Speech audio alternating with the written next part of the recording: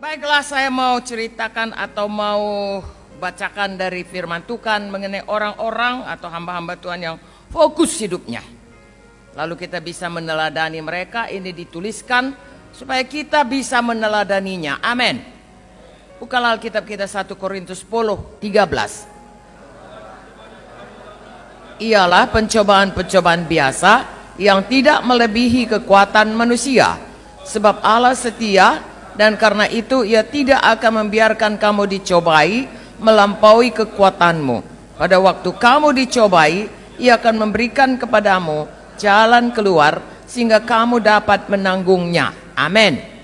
Nanti seterusnya saudara baca.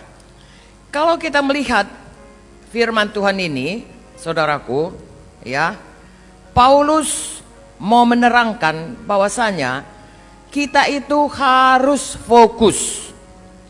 Seperti orang Israel ini, seharusnya mereka itu fokus berangkat dari Mesir menuju apa, saudaraku? Tanah Kanaan.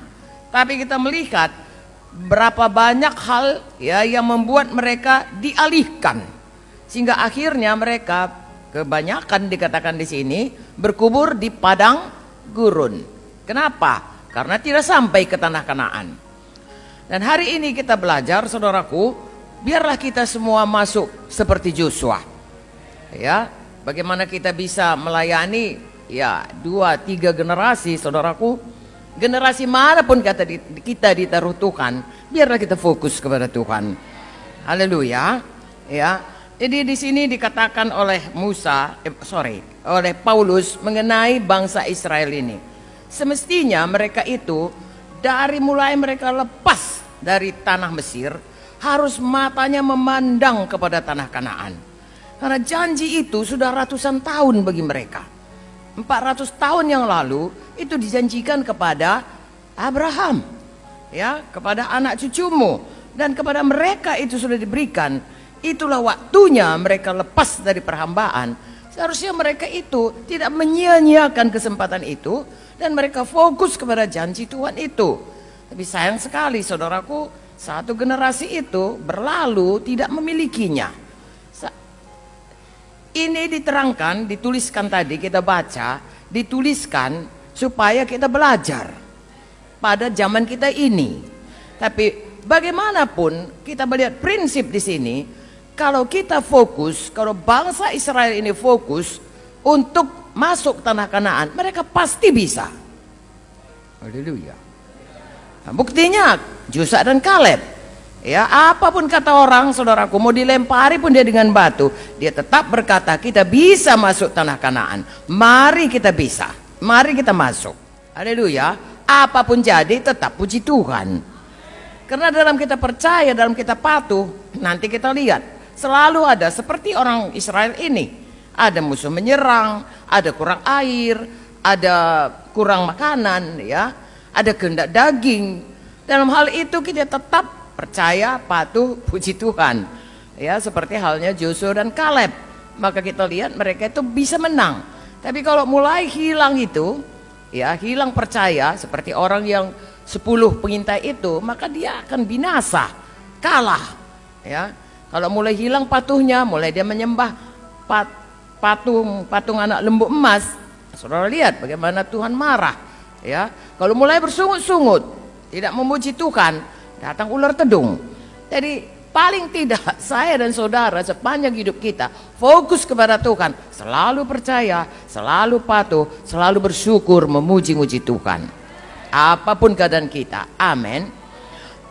Kalau kita lihat dalam Alkitab ini, saudaraku, ya, sepanjang zaman mulai dari Adam sampai nanti Maranatha, orang yang berhasil, hamba Tuhan yang berhasil, ya, pemimpin yang berhasil itu adalah pemimpin yang selalu fokus pada panggilannya.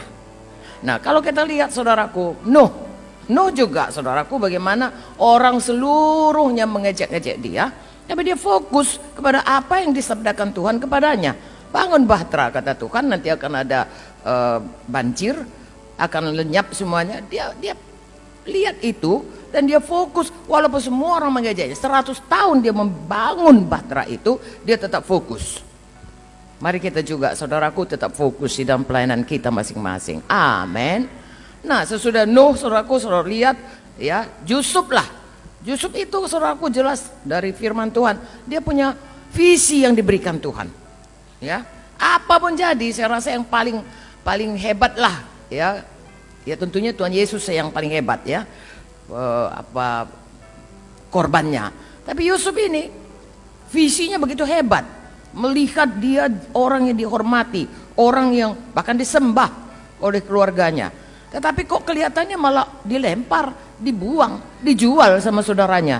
Landingnya jadi budak ya di rumah Potifar ya, dengan besi budak itu saudaraku, ngikat dia. Lalu kemudian sudah pun begitu masih lagi dianiaya, difitnah, masuk lagi penjara.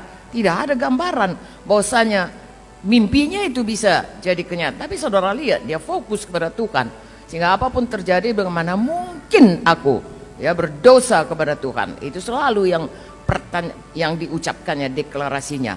Mengapa? Karena dia fokus kepada Tuhan. Haleluya. Nah, jadi kita melihat saudaraku, kalau kita mau sampai kepada panggilan Tuhan, saya dan saudara harus selalu fokus. Fokus kepada Tuhan. Bisa juga kita fokus pada diri kita. Ya, misalnya ada satu goal, katakanlah goal gereja besar. Nah, goal gereja besar itu bisa goal Tuhan untuk kita, bisa goal diri kita. Jangan goal diri kita.